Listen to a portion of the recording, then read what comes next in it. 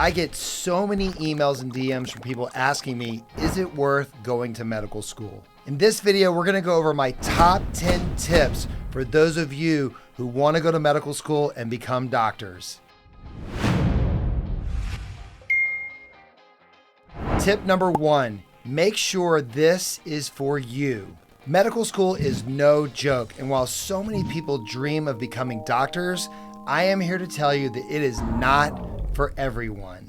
If there is literally anything else that you could see yourself being very happy and fulfilled by doing it, please do that. If you want to become a doctor, you have to 100% know that this is the career for you because you're going to spend the next 15 to 30 years practicing medicine. Tip number 2, don't rush the process. I'll get kids that DM me and say, hey doc, I'm in 9th grade. I want to be a plastic surgeon. I want to do what you're doing. I'm skipping 10th grade. I'm taking AP this, AP that. Pump the brakes. You got to stop, smell the roses, and enjoy the ride. You have the rest of your life to practice medicine. Your medical degree, it does not come with free 2-day shipping. Just let it marinate. It'll happen when it's time. Tip number 3, be careful comparing yourself to everyone around you. For example, I was a horrible test taker, but I'm pretty good at learning visually and I'm really good at communicating with other people. That has really helped me become successful in my practice because patients love my ability to communicate information to them in a very simplistic manner that they can understand. So instead of getting frustrated and looking around and comparing myself to all my friends, I embraced my process that it just takes me longer to learn the information, but the results ended up being the exact same. Tip number 4, get medical experience.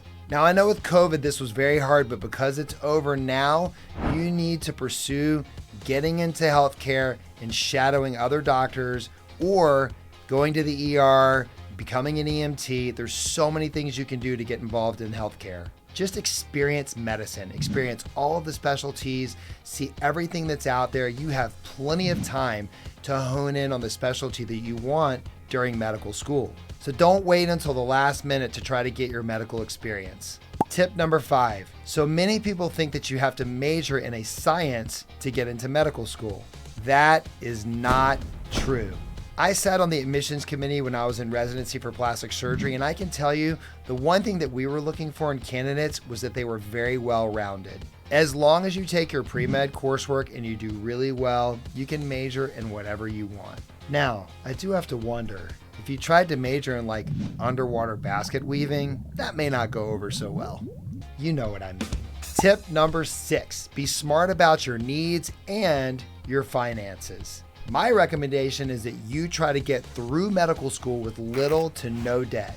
It's very important for all of you to be aware of this because you could easily come out of medical school with $500,000 in debt. I did not. You should go to the most affordable medical school that you can get into.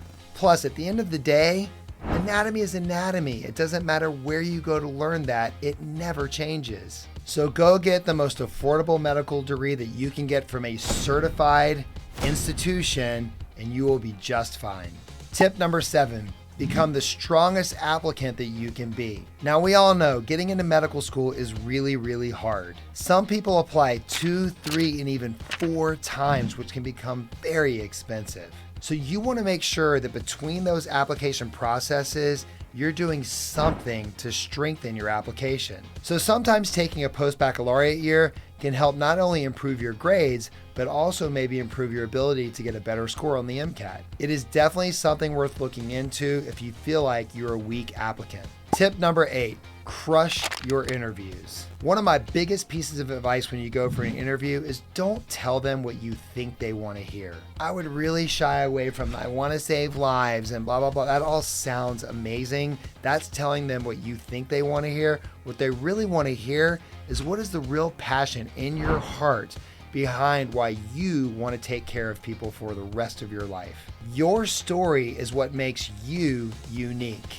In my opinion, that's key to crushing your interviews. Tip number 9, explore other options. One often overlooked other option is applying to DO school or osteopathic school. To be honest with you, now that I am deep into my career, I realize that DO school is actually something that I really align with a lot of their philosophies. So who knows, in your case, DO school might be the better choice. Now, if DO or MD school doesn't work out for you, there is always the choice to go abroad and do one of those medical school training programs. If you guys don't know him, you should go follow Dr. Tommy Martin. He did go to medical school abroad, and then he came back to the States and he got into a med-peds residency. He got a job being an attending at Harvard. So I do want to take a minute to give Tommy a shout out and congratulate him on his amazing success in his new job. Tip number 10, don't take no for an answer. So I decided to go to medical school my senior year of college, and if I had listened to everyone that told me that I was crazy, I wouldn't be sitting where I am today. So if you have decided that this is for you, shut out the noise and just go for it. One of my favorite statements from one of Theodore Roosevelt's speeches was, "Dare greatly." As far as we know, you get one life, and it's up to you to decide what you're going to do with it. If you're interested in hearing more about my story, how I raised my GPA to get accepted to medical school, click this video right here. Thank you for watching the video. I hope you enjoyed it. For now, Dr. Ricky, out.